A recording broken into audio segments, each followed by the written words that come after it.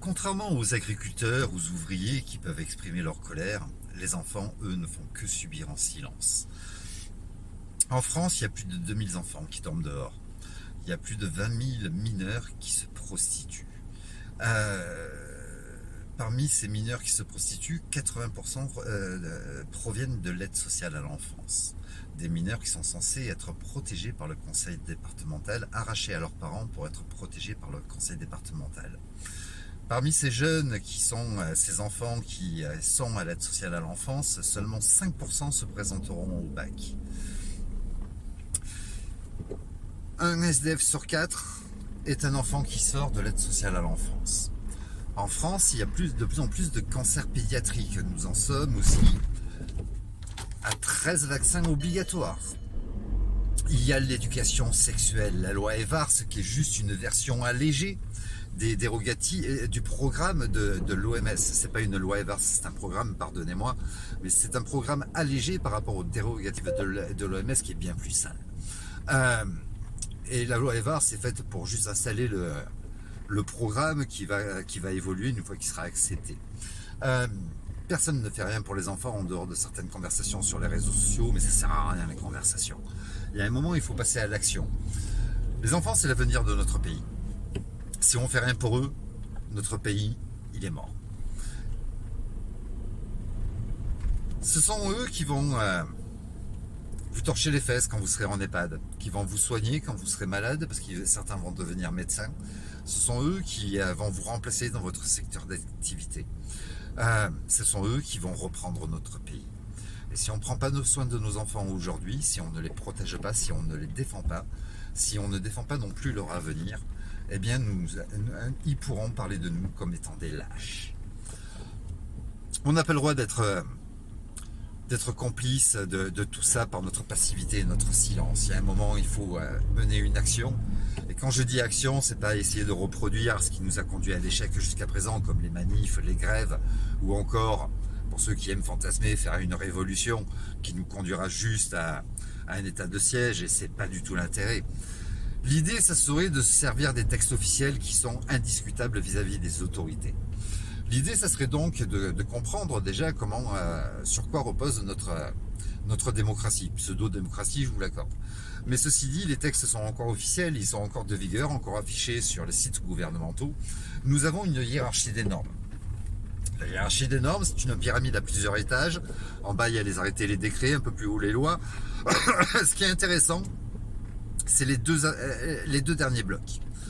Parmi les deux derniers blocs, l'avant-dernier bloc, c'est le bloc conventionnel, dans lequel reposent les droits internationaux et les droits européens. Parmi les droits internationaux, nous avons les droits internationaux des enfants. Au-dessus de ce bloc conventionnel, il y a le bloc constitutionnel, qui lui comprend la Constitution française, les préambules et les droits de l'homme.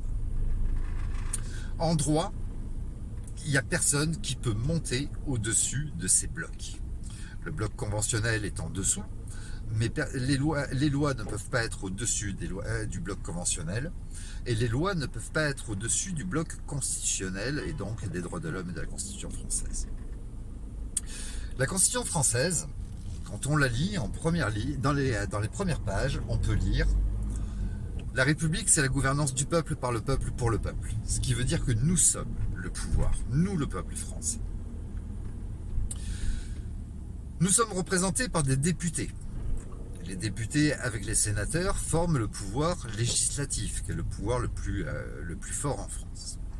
Ensuite, il y a le pouvoir exécutif, qui se contente juste de mettre en place les lois et de les faire respecter, ces lois qui ont été votées par les représentants du peuple.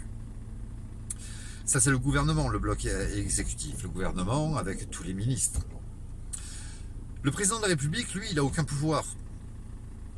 Il a juste des devoirs. Alors oui, il a quand même quelques pouvoirs, celui de nommer un gouvernement après son élection. Celui, il a quand même le doigt, il n'est pas le seul, mais il a quand même le doigt sur l'arme nucléaire. Il est chef des armées. Et en dehors de ces quelques pouvoirs, il n'a aucun pouvoir. Donc s'adresser à lui, c'est complètement stupide. Et puis il fait partie des personnes les plus protégées au monde et les plus volatiles. Il a de nombreux moyens de pouvoir partir de la France et de se protéger. En revanche, nos députés, qui sont censés représenter le peuple, donc le véritable pouvoir dans notre pays, ils sont très accessibles. Ils habitent parmi nous. Leur bureau, leur permanence est dans nos villes. Ils ont une permanence dans chaque circonscription. Je vous parle bien des députés et sénateurs. Ils sont très accessibles. Et ils sont nos représentants, seulement ils ne nous écoutent pas. Eh bien, on va les forcer à nous écouter. Dans un premier temps, si vous êtes d'accord, ce n'est pas mon mouvement, donc ceux qui m'aiment pas, me dites pas, j'en ai rien à foutre. Il s'agit de nos enfants, c'est une urgence nationale. Faites-le de votre côté, de toute façon, chacun va le faire de son côté. Dans l'idée, on peut faire un groupe de discussion WhatsApp pour organiser les dates et organiser le travail. Dans l'idée, dans un premier temps, on fait un mail aux députés et des sénateurs. On fait un mail, chacun, quand on enverra, on peut faire un mail type, que par la suite tout le monde enverra à toutes les adresses des députés et sénateurs, quel que soit leur parti politique. En leur expliquant les choses. Bientôt, il va y avoir les élections municipales, il va y avoir aussi, dans peu de temps, d'ici un peu plus d'1 an, il va y avoir les élections présidentielles. Et vous allez vous présenter, votre parti va se présenter pour les présidentielles et pour les municipales.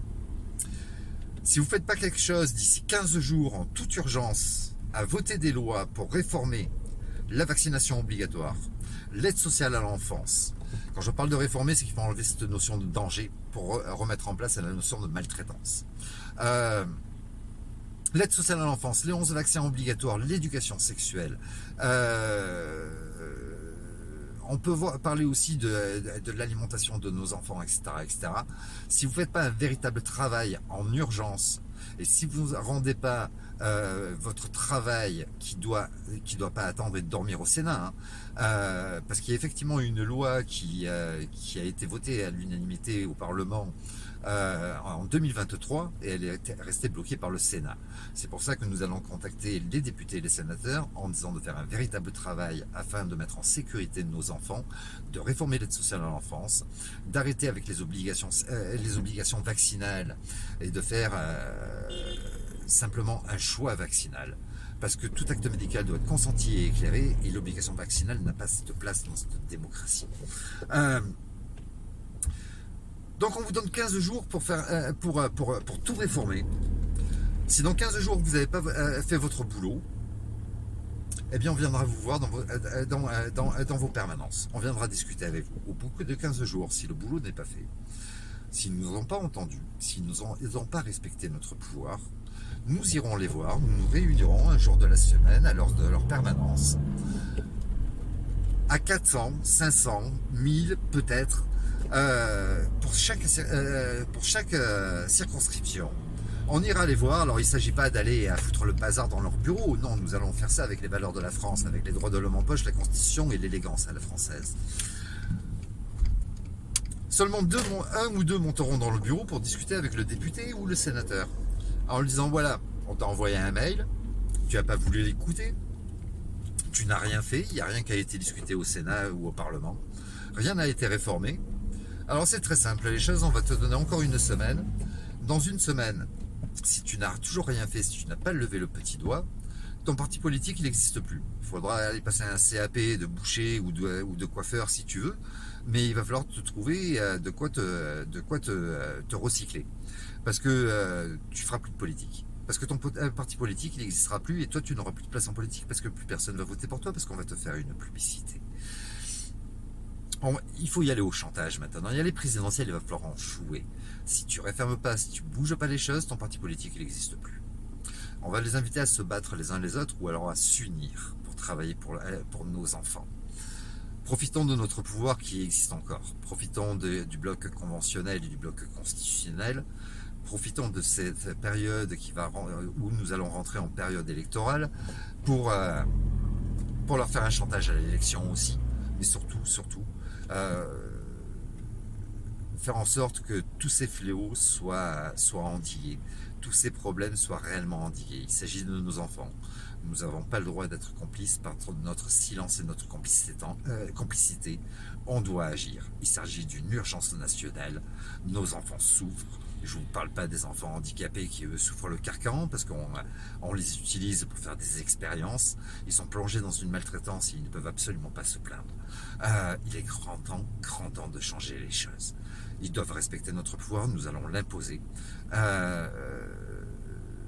Je vous invite à réfléchir à ça, je vous invite à laisser des commentaires. Si vous le voulez, on peut créer un groupe de discussion. On a une possibilité de le faire sur TikTok, on peut le faire sur WhatsApp. Pour travailler ensemble sur un courrier type, pour travailler ensemble à décider des dates. Mais nous devons le faire tous ensemble. Quand je dis tous ensemble, c'est non seulement ceux qui vont voir cette vidéo, ils vont être très peu, mais les membres de ta famille, tous, jusqu'à l'arrière-grand-père s'il a encore envie,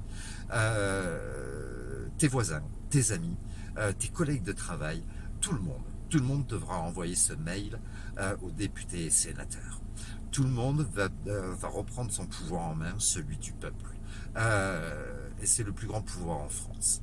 Il est grand temps qu'on change les choses et faisons-le pour commencer par la cause de nos enfants qui devraient tous nous réunir et tous nous mettre d'accord. Prenez soin de vous, passez une bonne soirée, passez un bon week-end.